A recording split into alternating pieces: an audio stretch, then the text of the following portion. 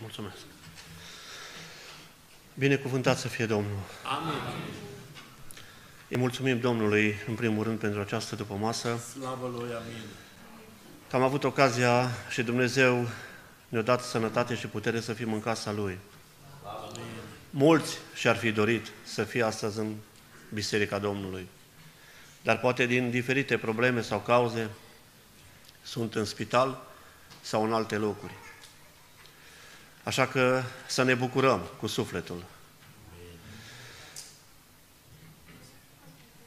Vreau în această seară, în câteva cuvinte, să aducem pe cei bolnavi în fața lui Dumnezeu. Întotdeauna am sensibilizat oamenii bolnavi, nu știu, poate și din cauza că am această problemă, că sunt nevăzător, dar știu că oamenii bolnavi au nevoie de alinare, de mângâiere, Amin. au nevoie să fie ridicați, au nevoie să fie purtați pe brațe. Și cine ar putea să facă toate aceste lucruri dacă nu frații, prietenii, apropiații se aduc în fața lui Dumnezeu? Nu înseamnă că Dumnezeu nu cunoaște cauza. Dumnezeu vrea ca să facem ceva.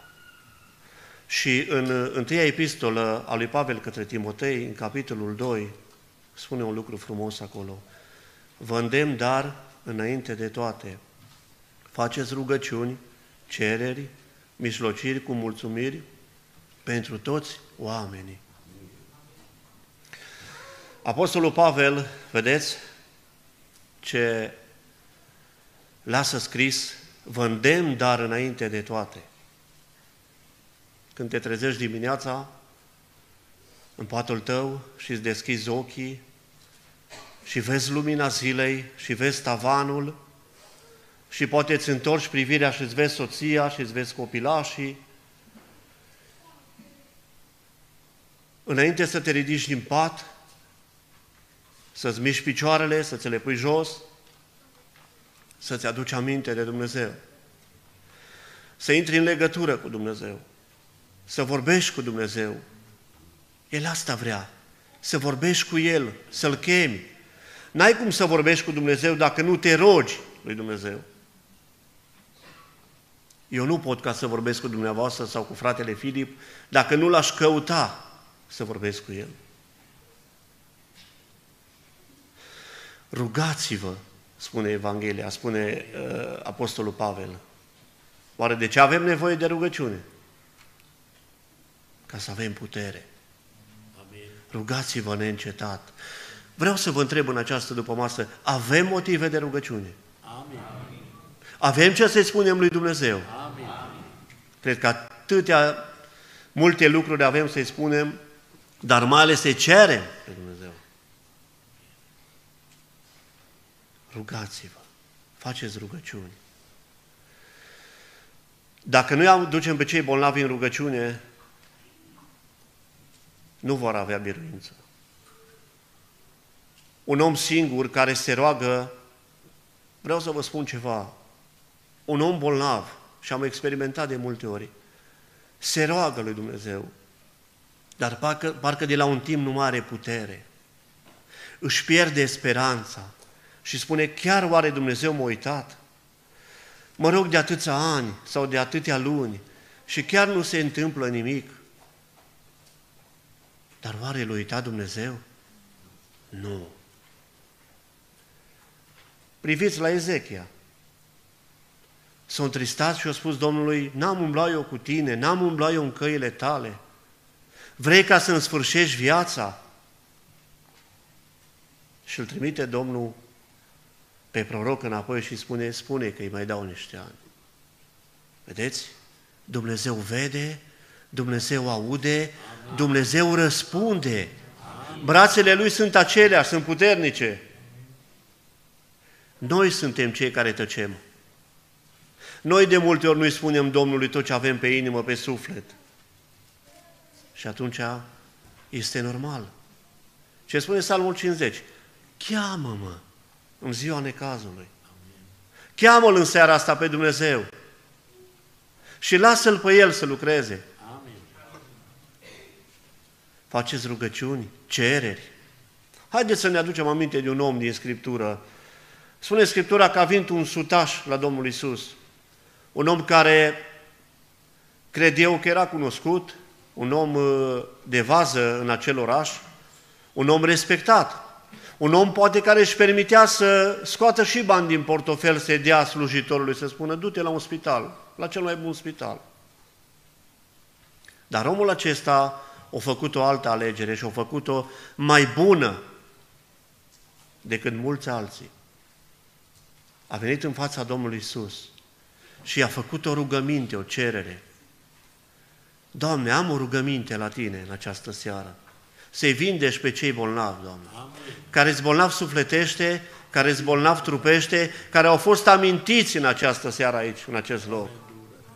Pe cei care sunt în spital și pe care nu-i cunoaștem, dar Tu-i cunoști, Doamne. Și vine acest sutaș și spune Domnului Iisus, am un rob bolnav, te rog, vindecă-l. Eu nu merit să mai vii până la mine acasă, dar știu că dacă Tu vei spune un cuvânt, așa se va întâmpla. Amin. Doamne, trimite-mi un cuvânt peste cei bolnavi în această seară, în numele Tău. Și sângele Tău care a curs pe crucea din Golgota să-i curățească, amin, să-i mântuiască, să-i vindece, Doamne. Amin. Vedeți? Ce credință a avut acest om? Și vreau să vă spun ceva, nu era creștin. Nu era un om ca și noi, care mergea la sinagogă, nu ne spune Scriptura asta, care tot timpul stă în armonie cu frații, cu biserica, știe ce se petrece. Dar a avut credință omul acesta. Haideți să îi aducem cu credință pe cei bolnavi. Așa ca și cum am fi noi în acea cauză. Când noi suntem bolnavi, așa bine știm ca să strigăm către Domnul. Vă spun în dreptul meu, stau aproape în fiecare noapte și plâng înaintea lui Dumnezeu.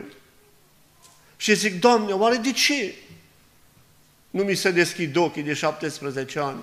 Oare ai Tu un plan cu mine mai măreț? Oare de ce nu ne vindecăm de multe ori?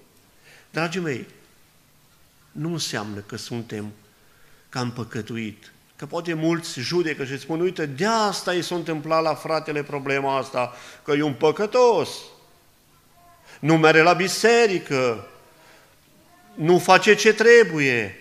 Nu, dragii mei, să ne aducem aminte de acel orb din Evanghelia după Ioan și îl întreabă chiar ucenicii, dar ce a făcut? De nu este vindecat, de nu vede. A păcătuit el, familia lui? Nu, i-a spus Domnul. Așa au fost lăsat pentru slava Tatălui.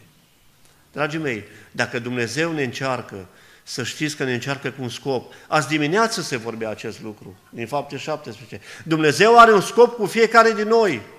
În Exod 4 spune, oare nu eu, Domnul, am lăsat pe orb, pe mut, da? Pe șchiop? Oare nu cunosc eu problemele tale?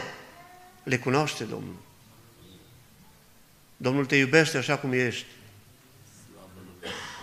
Haideți să mai vedem o cerere. Orbul Bartimeu, mă duc totul la un orb. Striga cât îl ținea puterile.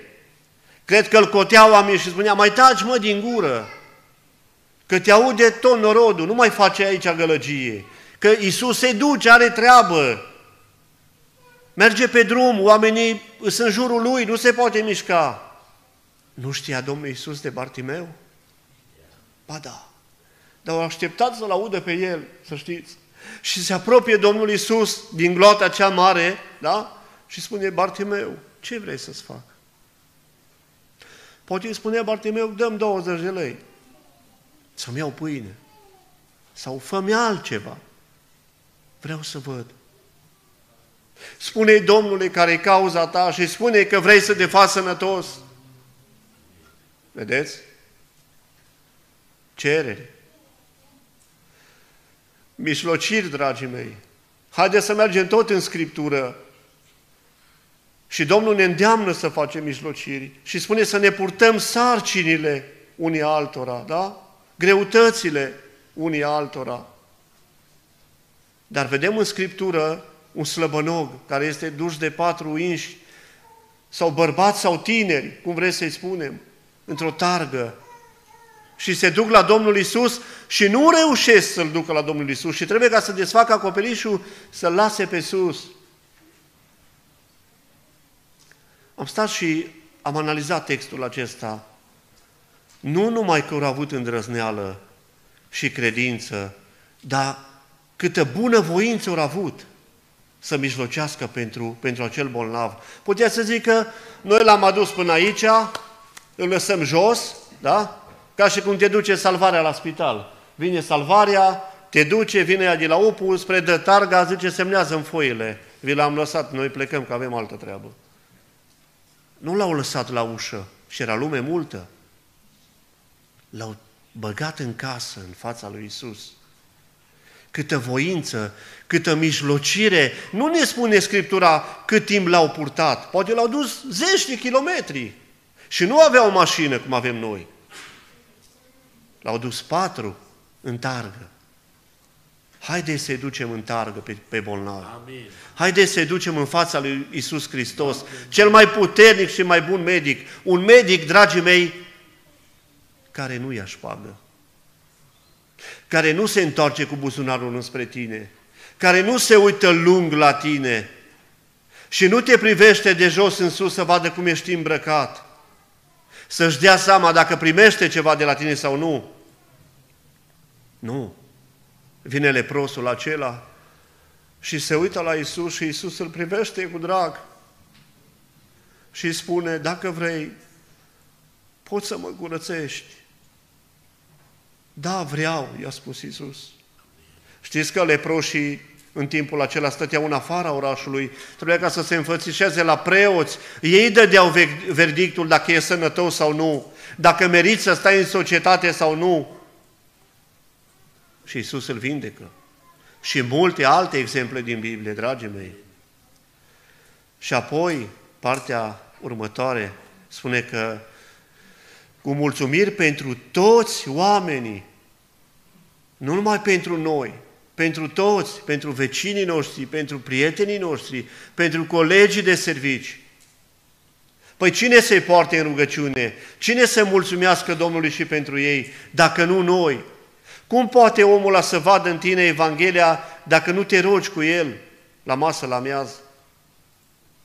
Dacă vine și spune, am o problemă, am soția bolnavă sau eu trebuie să-mi iau concediu medical, imediat reacționezi, te rogi pentru el, îl aduci în rugăciune la biserică, îl inviți să se roage cu tine.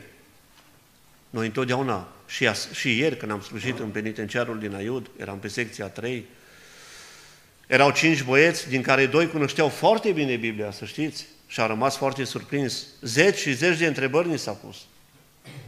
Și discutam chiar de rugăciune și am spus soției mele azi dimineață, exact ce-a predicat fratele Mimi Luca azi dimineață, am vorbit de eu ieri la penitenciar. Dar, dragii mei, întotdeauna ne rugăm cu ei, împreună cu ei. Și ei spun, dar noi nu ne știm ruga. Și dacă nu ne știm ruga, cum să ne adresăm Domnului? Și poate Dumnezeu nu ne aude. Zic, ba, vă aude, rugați-vă și cu gura închisă, cum se ruga Ana. Dumnezeu are urechile dreptate spre voi. Dumnezeu și-a plecat urechea spre mine. De aceea îl voi chema toată viața mea. Domnul nu este surd, să știți. Nici orb, nici mut și nici neputincios. Domnul este atotputernic. Amin. Vreau în această seară să ne ridicăm cu toți în picioare, să aducem pe toți cei amintiți în rugăciune, pe fratele Roman, pe Silviu și pe alți frați bolnavi. Și nu numai pe ei, ci pe cei din familia noastră care au nevoie de doctorul suprem, Amin. pe prietenii noștri, pe colegii de muncă și chiar pe vecinii noștri. Intrăm la rugăciune.